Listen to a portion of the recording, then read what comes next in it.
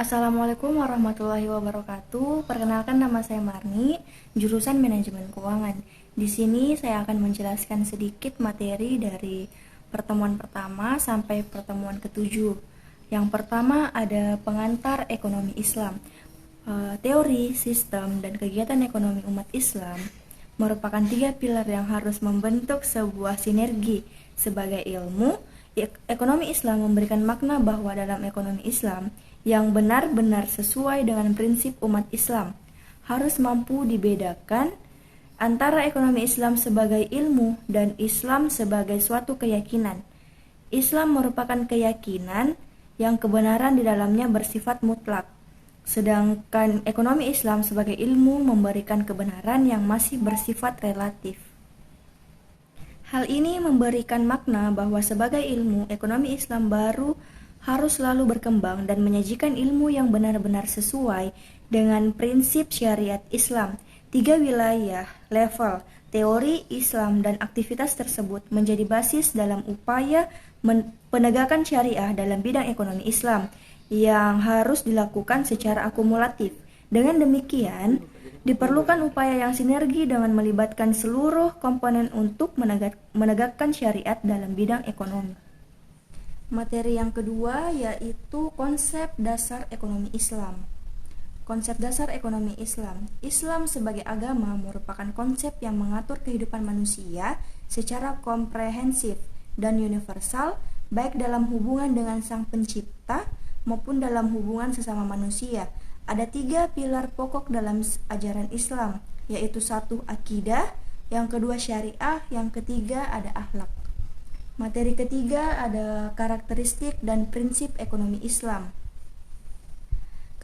Karakteristik ekonomi Islam mencakup beberapa hal, yakni 1. Menggunakan sistem bagi hasil, yang kedua menggabungkan antara nilai spiritual dan material, yang ketiga memberikan kebebasan sesuai ajaran Islam, yang keempat mengakui kepemilikan multijenis, yang kelima terikat akidah, syariah, serta moral, yang keenam menjaga keseimbangan rohani dan jasmani, yang ketujuh memberikan ruang pada negara dan pemerintah, yang kedelapan melarang praktik riba.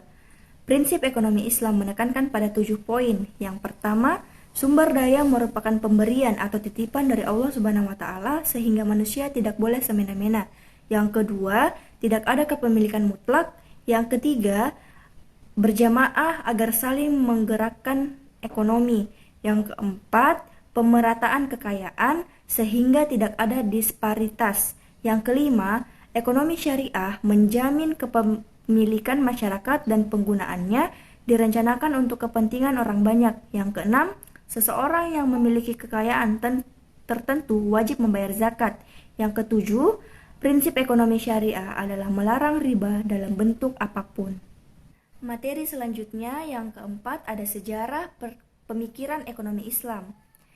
Sejarah pemikiran ekonomi Islam mulai dikenal sejak era Nabi Muhammad SAW dalam perkembangannya, mengalami puncak kejayaannya sejalan dengan puncak kejayaan peradaban Islam pada abad ke-6 hingga abad ke-13 Masehi.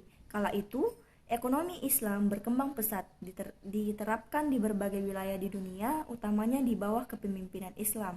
Di Indonesia, sejarah pemikiran ekonomi Islam hadir bersamaan dengan datangnya Islam itu sendiri ke Nusantara, yakni lewat para pedagang Arab, Persia, dan India. Kemudian, sejarah pemikiran Islam di Nusantara mulai mengemuka saat munculnya SDI atau Sarekat Dagang Islam tahun 1912. Tujuan awal SDI untuk bela para pedagang muslim lokal hadapi persaingan keturunan Cina di industri batik di Jawa Tengah.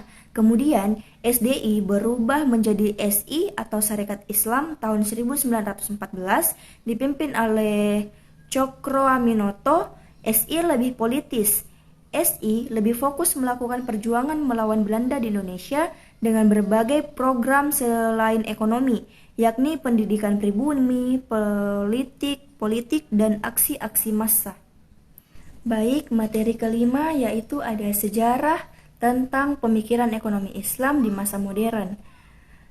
Yang pertama, pada periode pertama, Utsmani bertujuan menguasai beberapa jalur perdagangan dan beberapa sumber produktif.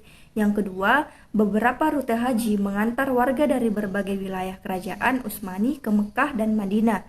Mekah merupakan sebuah kota pusat perdagangan rempah-rempah, mutiara, lada, dan kopi. Yang ketiga, berbagai produk dari Irian, Teluk Persia, dan Laut Merah membantu dalam menjadikan Utsmani sebagai pusat perdagangan yang makmur. Materi keenam yaitu teori produksi dalam ekonomi Islam. Teori produksi dalam Islam adalah kegiatan untuk menimbulkan faedah atau nilai suatu barang atau jasa. Dalam bahasa Arab, arti produksi adalah al-intaj dari akar kata nataja yang berarti mewujudkan atau mengadakan sesuatu atau pelayanan jasa yang jelas dengan menuntut adanya bantuan penggabungan unsur-unsur produksi yang terbingkai dalam waktu yang terbatas. Bahwa Allah yang menciptakan alam semesta ini dan manusia sebagai pemimpin di bumi untuk dapat memanfaatkan dan dapat mengelola sesuatu yang ada di bumi ini dengan baik untuk memenuhi keperluan hidupnya, yaitu dengan cara melakukan perdagangan atau produksi. Materi yang terakhir yaitu distribusi dalam ekonomi Islam. Distribusi dalam ekonomi Islam mempunyai makna yang lebih luas, mencakup pengaturan kepemilikan, unsur-unsur produksi, dan sumber-sumber kekayaan. Dalam ekonomi Islam diatur kaidah distribusi pendapatan baik antara unsur-unsur produksi maupun distribusi dalam sistem jaminan sosial. Islam memberikan batas-batas tertentu dalam berusaha, memiliki kekayaan, dan mentransaksikannya. Dalam pendistribusian harta kekayaan, Al-Quran telah menetapkan langkah-langkah tertentu untuk mencapai pemerataan pembagian kekayaan dalam masyarakat secara objektif, seperti memperkenalkan hukum waris yang memberikan batas kekuasaan bagi pemilik harta. Baik, itulah sedikit pemaparan saya. Lebih dari kurangnya mohon dimaafkan. Wabillahi taufiq wal hidayah. Wassalamualaikum warahmatullahi wabarakatuh.